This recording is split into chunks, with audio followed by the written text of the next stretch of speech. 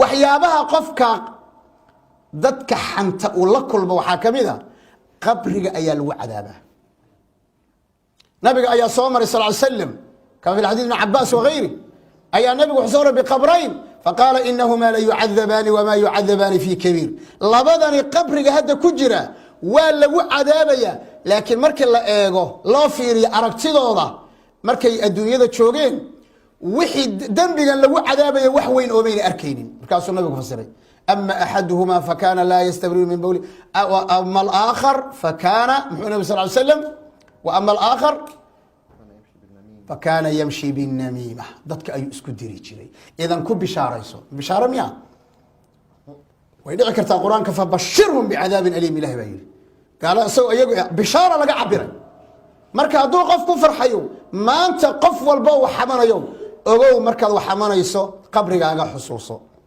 xadiidkan kale oo xanuunka badan ila eega nabiga markii la dheelmiyey habeenkii lamaa curija bi marartu biqowmin lahum adfaaru min nuxaasin yakhmushuuna wujuuhahum wasuduurahum faqultu man haulaai ya jibriil qaala haulaai aladiina yaakuluuna laxuuma annaasi wayaqacuuna fi acraadihim habeenkii nabiga la dheelmiyey sala allahu alay wasalam ayaa wuxuu yidhi waxaan sii maray dad cidiyo dhaadheer leh oo wejiyadooda halkaa kaga soo bilaabaya ilaa laabahooda sa isu dilaacinaya waan la yaabay ficilka foosha xun waxaan idhi bu yidhi waa kuwama nabigu wuxuu yidhi jibriil wuxuu yidhi waa kuwa dadka hilibkooda cuna ayuu nabigu yidhi sala allahu alayhi waali wasalam waxaan ku soo aruurinaya ayuha axiba sideen oga takhallusi karnaa ama aan oola dagaalami karnaa cudurkan khatarta ee dilaaga ee jeermiska ee bakteriyada jirkeenna ku faafay ee ummadda kala dilay ee reerihii isqabay dumiyey ee qabaa'ilkii isku diray taqwa allah horta inaan ilaahay ka cabsano subxaana wa tacaala aan ka xishoonno rabbigiina abuuray subxaanahu jala wacala waa kow labo inaan dhegaysanno aayaadka kuwaan hadda akhriyaynay iyo axaadiidta waciidka ah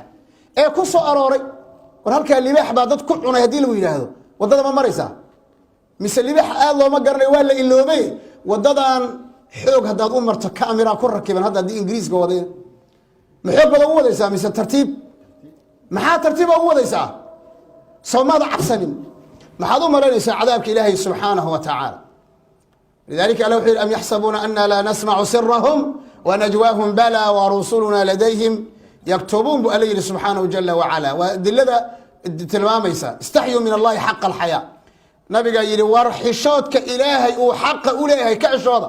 markaase waxay dhi yaa rasuul allah inaa nastaxyi walilah alxamd waanu xishoonnaa markaasuu yidhi arrinkaa ma sheegaye walaakin man istaxyaa min allahi xaqa alxayaa falyaxfad ira'sa wamaa xawa madaxa iyo waxa ku hareeraysan ha ilaaliyo waa labadii dhegood muusiga shayaaiinta aad ku dhegaysanayso iyo xanta indhaha iyo carabka saddexda ayaa ku yaala maalan walyaxfad ilbatna wamaa waca weelka caloosha iyo waxa ku hareeraysan waa caloosha xaaraamta ka ilaali farjigana zinada ka ilaali sidoo kale khasaarada uu qofku la kulmayo waa inuu xusuusto atadruuna man ilmuflis ma garanaysaan qofka caydha madow ah een waxba haysanin waxay dhaheen waa qofkaan lacag iyo haysanin wuxuu nabigu yidhi sal slam maya waa qof imaan doona maalinta qiyaama muxuu wataa bisalaatin wa zakaatin wa siyaamin waqad shatama hada wadaraba hada waakala maala hada fayu'khadu hada min xasanaati wa hada min xasanaati fain fariyat hadday xataa xasanaadkii dhammaado maxaa dhacaya ayagiibaa intii dembiyadoodii laga soo qaado ayaa dusha intii laga saarobaa malaa'igta la dhahaa weji weji intaad u jiidaan naarta ku tuura wasac marka salaadaadi adigu qaybi salaadaadii qaybi soonkaagii qaybi sadaqadaadii qaybi qur-aankaad akhriyaysay qaybi sunankaadii qaybi masaajidkaad u soo socotay ajirka aad ka heshay biru waalidayn ajirkaad ka heshay waxaad u qaybisaa dad aabad neceb tahay oo janno ku gelaya xantaaday janno ku gelayaan ku bashaaraysta gabdhow xantaaday janno ku gelayaan dadaad adu necabta adna salaadaadii ood qaybisay markay kaa dhammaato baa naar lagu gelinaya nacuudu biاllah maca ana ahlusunna waljamaca ay ictiqaadsan yihiin qofku hadduu ahlu tawxiid yahay inuusan naarta ku waaraynin laakiin anaga ma naarta kuma waaraya baad yaad macno ka dhiganaysaa laa ilaaha ila allah aan arrinta aad iskaga ilaalino xasan baa wuxuu arkay ana alxasan qiila lahu ana fulanan ikhtaabak nin baa ku xantay baa la yidhi marka waxaan rabnaa balada hal qof oo inaga naga mid aho dhaqan geliya bal arrintan rag dhaqan geliya baan ogahay anugu bal qisadan cajiibka ah nin baa ku xantay baa la yidhi markaasuu wuxuu u diray nin buu u diray wuxuu u diray timir طabaq dhan oo timira dembiil dhan oo timira buu ninkii xantay u diray wuxuu yidhi balaganii anaka waxay soo gaadhay adigu inaad xasanaadkaagii qayb iga hadiyeysay hadiyan inagu ubax baan isu hadiyeynaa waxaan isu hadiyeynaa barfuunan hadiye iskugu dirnaa laakiin ogow marka aad qof xamanayso hadiyaad u dirtay ogow wuxuu yidhi waxay soo gaadhay inaad hadiyad haali a ii soo dirtay waa midaan doonayna hadda bal darsigan haddaana wax kale ka faa'iidaysanin bal markii qof baa ku xantay lagu yidhaahdo intaad suuqa tagtood barfuun caraf badan soo gado inaad dhahdo khayr allaha ku siiyo ajirkaagii baad qayb iga siisay wax aana shaqaysanin baad iigu tatawucday walaalkayga runta anta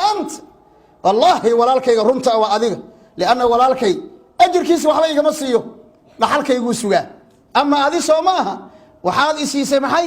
ajirkaagii baad qayb iga siisay muxuu sameeyey marka waxaan go'aansaday buu yidhi inaan aan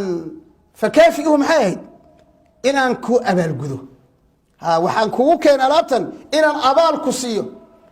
ee ii cudurdaar ajirkaad i siisay haddii aan kuu keeni waayey wax u qalma haye dhalinyaro maxaad ka dhadeen arrintaas iyada saasay dadkii qiimaha badnaa ee salafka ay ahaayeen qofku inuu xusuusto ceebihiisa oo uusan ku mashquulin ceebaha qodobka waa qodob daruuri ah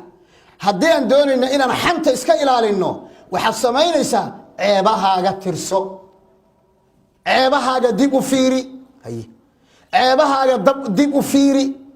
meeqa ceebood baad leedahay meeqa ceebood baan leedahay meeqa ceebood baad leedahay ceebo badan baan leenahay dib u fiiri ceebahaaga kuguma fillo laakiin haddaad ceebaha bini aadamka ku mashquusho adigana ceebtaadu ay kaa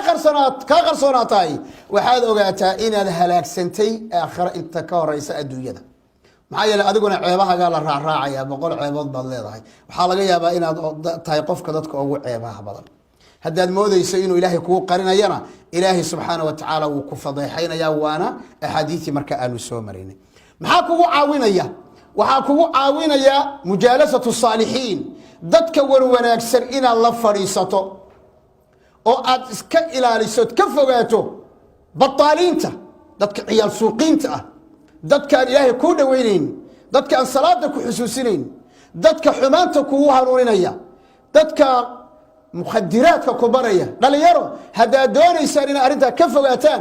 dadka wanaagsan ee saalixiinta ah mathalu ljaliisi الصaalixi wa jaliisi الsuu ka xaamil اlmiski wa naafikhi اlkiir saaxiibka wanaagsan iyo saaxiibka xun waxay la tusaale yihiin nin dukaan barfuuna gada iyo nin kabaha tola oo maxaa la yidhahdaa iikan buufufka siiya waana shaqo fiican ogaada shaqada ma aha waxa la dhaleecaynaya shaqada ma aha laakiin waa shaqadu waxay soo saarayso barfuun haddaad gasho dukaan barfuuna 3 mid wey qofka inaad istaqaanaan oo hadiye ku siiyo way dhici kartaa inaad ka iibsatana way dhici kartaa intaad isku tijaabiso inaad adoo carfoon ka soo baxdana 3 bay mid noqotaa laakiin buufufta ag fadhiisato